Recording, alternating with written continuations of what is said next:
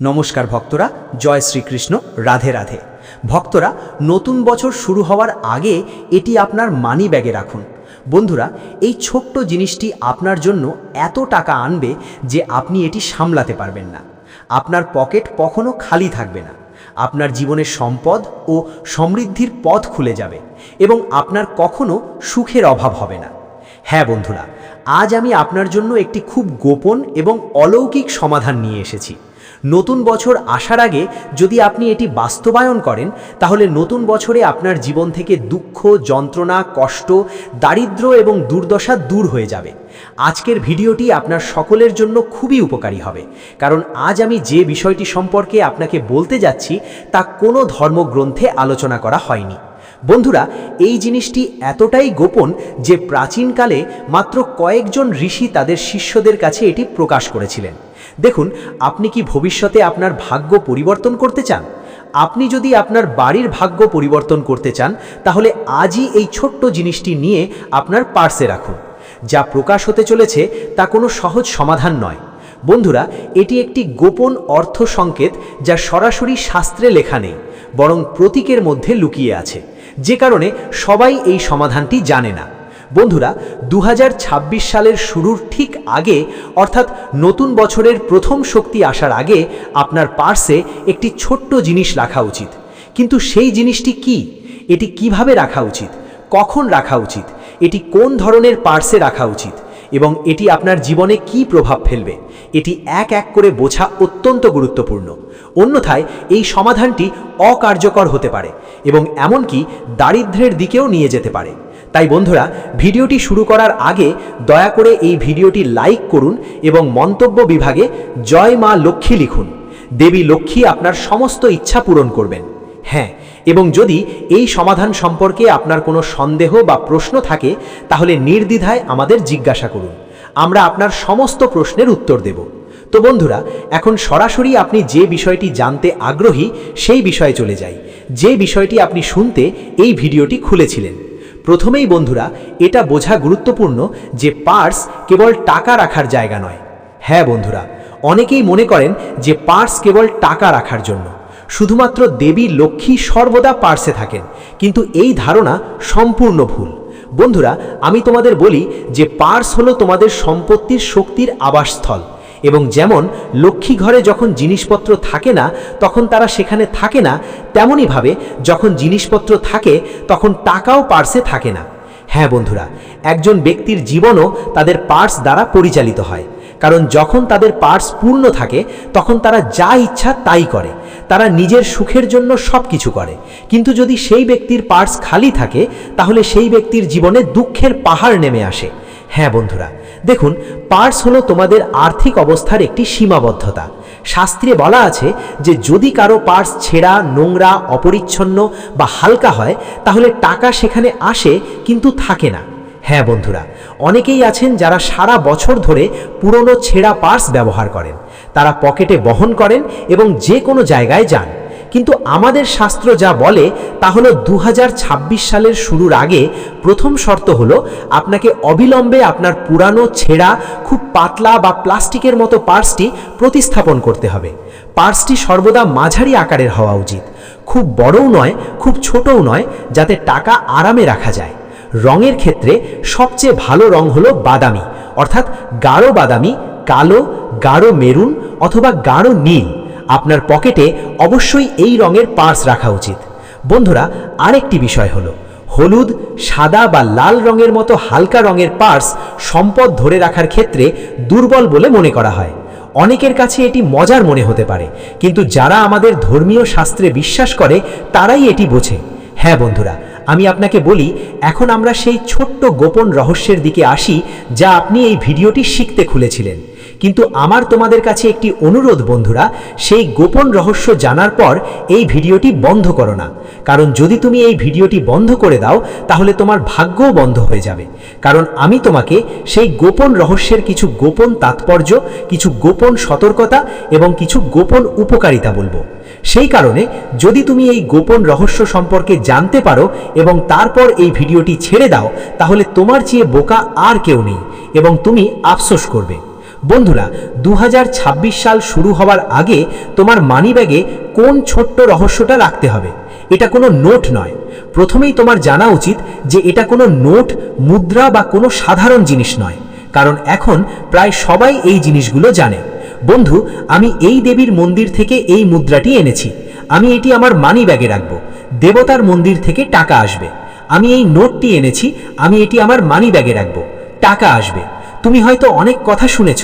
কেউ কেউ তাদের মানিব্যাগে কড়ি রাখে, কেউ তাদের মানিব্যাগে এক পিণ্ড হলুদ রাখে, কেউ তাদের মানিব্যাগে ময়ূরের পালক রাখে, কেউ তুলসী পাতা রাখে, কেউ পিপ্পল পাতা রাখে, কেউ কেউ এতে একটি মন্ত্র লেখে। কিন্তু আমি এই ভিডিওতে তোমাদের এই সব কথা বলছি না। বন্ধুরা, আমি গ্যারান্টি দিচ্ছি যে এই পুরো ইউটিউব চ্যানেলে কেউ আগে এই গোপন কথাটি তোমাদের বলেনি, কারণ এটি এত গোপন।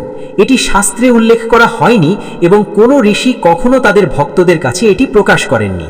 প্রাচীনকালে বিশিষ্ট ঋষিরা কেবল তাদের শিষ্যদের কাছে এই গোপন কথাটি প্রকাশ করেছিলেন এবং পূর্ববর্তী সময়ে লোকেরা এতে গভীরভাবে বিশ্বাস করত। কিন্তু পৃথিবী যত আধুনিক হয়ে উঠল এবং এই জিনিসগুলি ম্লান হতে শুরু করলো, আজ আমি যে তথ্যটি শেয়ার করছি তা তুচ্ছ বলে মনে করার ভুল করবেন না। যদি আপনি এই ভিডিওটি ভালোভাবে না বোঝেন, আমি গ্যারান্টি দিচ্ছি যে আপনি সর্বদা সম্পদের জন্য আকুল থাকবেন। বন্ধুরা, প্রথমেই আমি আপনাকে বলতে চাই যে আপনি যদি সতর্কতাগুলি না শোনেন তাহলে আপনি নিঃস্ব হয়ে যাবেন। দুঃখ, যন্ত্রণা এবং দারিদ্র্য আপনার জীবনকে জর্জরিত করবে এবং ভয়ঙ্কর রোগগুলিও আপনাকে জর্জরিত করতে শুরু করবে। তাহলে দেখুন, এই ছোট্ট জিনিসটি কেবল আপনার পার্সে টাকা রাখে না, বরং এটি আপনার চারপাশে ঘোরাফেরা করা নেতিবাচক শক্তিকেও দূরে রাখে এবং আপনার দিকে ইতিবাচক শক্তি আকর্ষণ করে। এবং এটি সবচেয়ে গুরুতর অসুস্থতার ক্ষেত্রেও আপনার জন্য একটি প্রতিরক্ষার ঢাল হিসাবে কাজ করে। এর অর্থ হলো যে আপনি যদি এই জিনিসটি নিয়ে নির্জন রাস্তায় যাচ্ছেন, এমনকি আপনি যদি কোনো অপবিত্র জায়গায় যাচ্ছেন, তবুও এই শক্তি আপনার জন্য একটি প্রতিরক্ষার ঢাল হিসাবে কাজ করবে। এখন দেখুন, আজকের সময়ে এটাই মানুষের প্রয়োজন। মানুষ হঠাৎ করেই যে কোনো জায়গায় চলে যায় এবং যখন নিরাপত্তার কথা আসে তখন মানুষ ভয় পায়।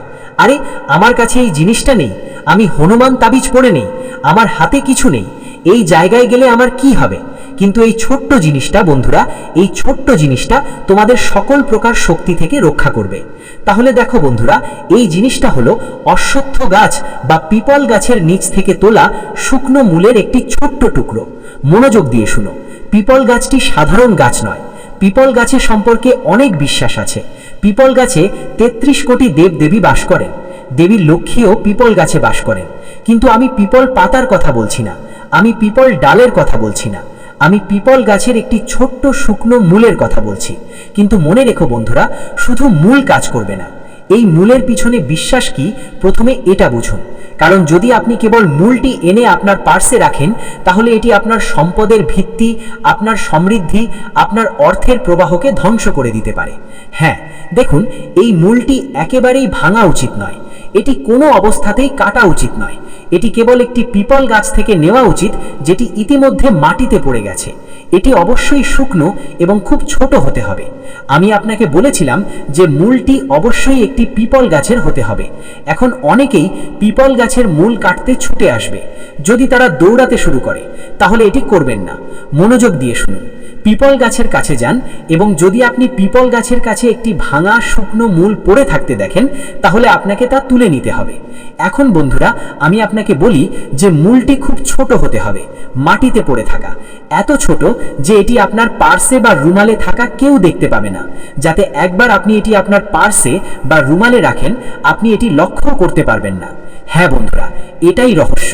শাস্ত্রে পিপল গাছকে ব্রহ্মা, বিষ্ণু এবং মহেশের রূপ হিসাবে বিবেচনা করা হয় এবং এর শিকড় জীবনের স্থিতিশীলতা, নিরাপত্তা এবং ধারাবাহিকতার প্রতীক।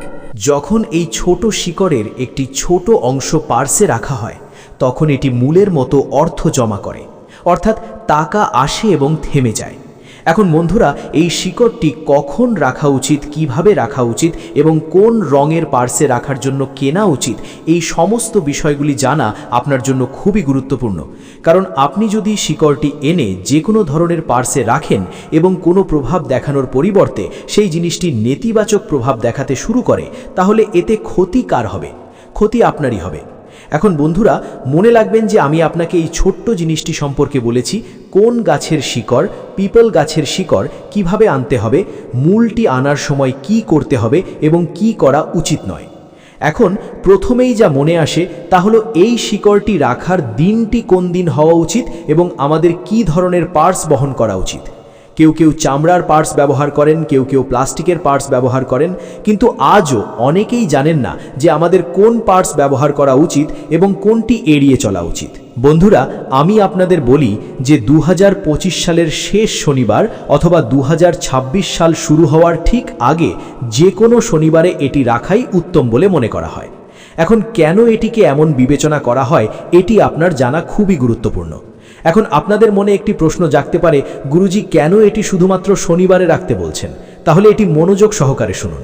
যদি আপনি এটি 2026 সাল শুরুর আগে রাখতে না পারেন তাহলে ঠিক আছে, আপনি এটি 2026 সালের শুরুর পর প্রথম শনিবারেও আপনার পার্সে রাখতে পারেন। এখন আমি আপনাদের বলি যে কোনো শনিবার এটি রাখাই সর্বোত্তম বলে বিবেচিত হয়। কেন? কারণ শনিবার কর্ম সম্পর্কে, আর এটা স্থিতিশীলতার দিন।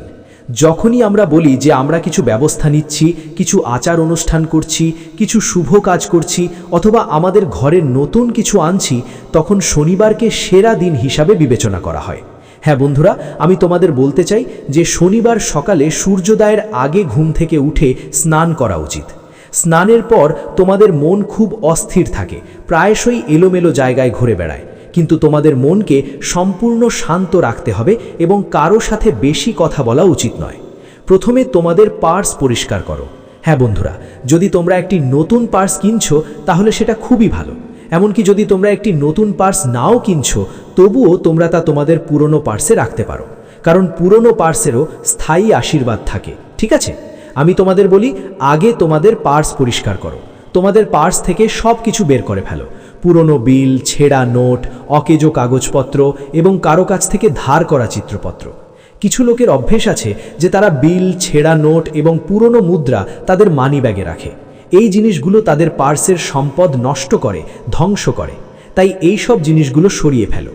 এরপর একটি ছোট পিপল গাছের মূল গঙ্গার জলে ধুয়ে 7টি ছোট লাল বা হলুদ কাপড়ে মুড়িয়ে, যা পার্সের ভেতরে লুকানোর মতো ছোট। এখন বন্ধুরা মনোযোগ দিয়ে শুনুন, পরবর্তী বিষয় খুবই গুরুত্বপূর্ণ। এখন বন্ধুরা, লাল এবং সাদা কাপড়ে মূলটি মুড়িয়ে ফেলার পর আপনাকে এটিকে পার্সের ভেতরে লুকানোর মতো ছোট করতে হবে। এটিকে সেই জায়গায় রাখুন যেখানে আপনি সাধারণত বড় নোট রাখেন।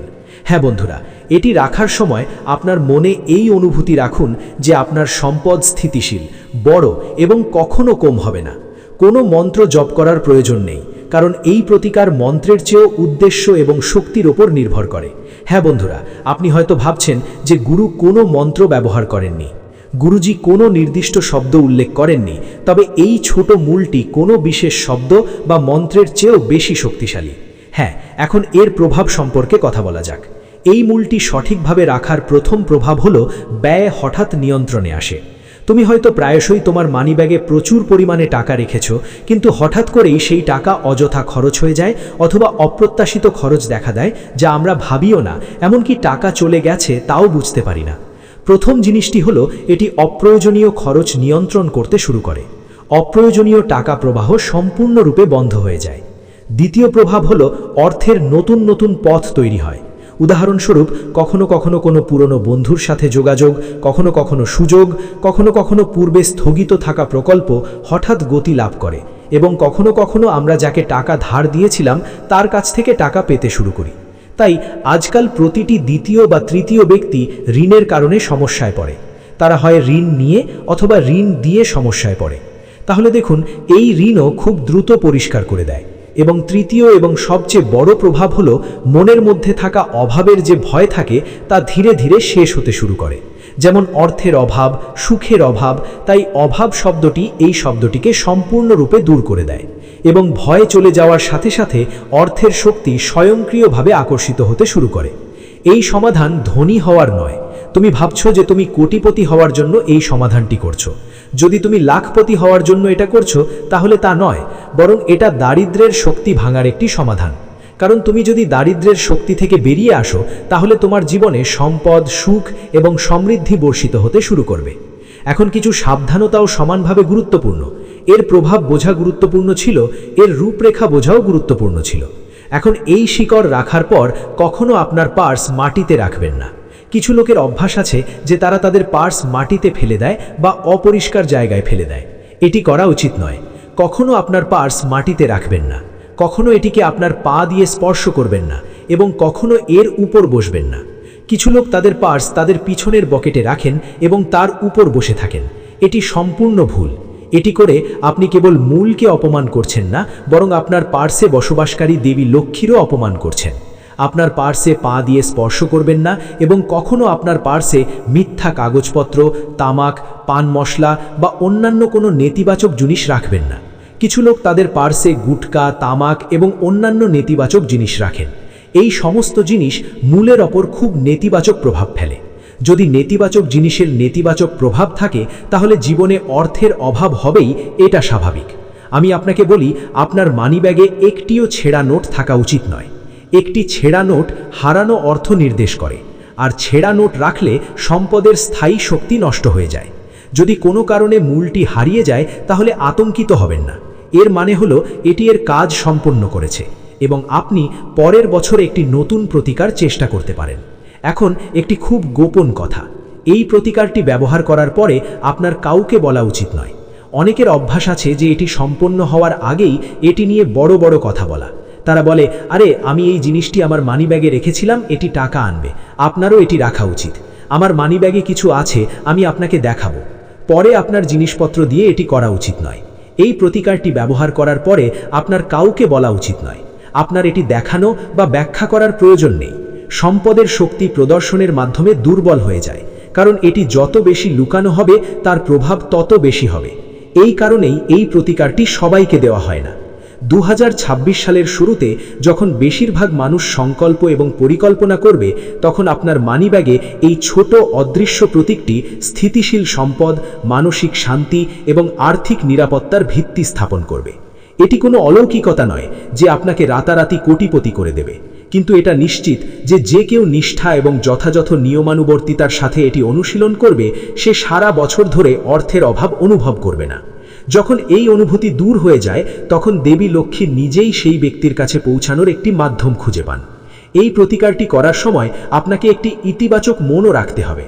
যদি আপনি অনিচ্ছাকৃতভাবে এই প্রতিকারটি করেন এবং এটি করার পরও এটি ঘটবে কিনা তা আপনার সন্দেহ মনে হয়, এই ভয় আপনার মনে থাকবে যে যদি আপনি না করেন, তাহলে যদি আপনি এই সব করেন তাহলে দেবী লক্ষ্মী আসা বন্ধ করে দেবেন এবং আপনার ঘরে বা আপনার জীবনে কখনো প্রবেশ করবেন না। তাই আপনি যে কোনো প্রতিকার চেষ্টা করুন না কেন, যে কোনো প্রার্থনা, যে কোনো মন্ত্র, আপনাকে প্রথমে ইতিবাচক হতে হবে, কারণ ইতিবাচকতা ছাড়া কিছুই কাজ করে না। ইতিবাচকতা ছাড়া কোনো মন্ত্র কাজ করে না। তাই এই ভিডিওতে আমরা আপনাকে আপনার প্রয়োজনীয় সমস্ত তথ্য সরবরাহ করেছি। তাই যদি আপনি সকলেই আমাদের শেয়ার করা এই প্রতিকারকে উপভোগ করে থাকেন, তাহলে দয়া করে আমাদের ভিডিওটি লাইক করুন।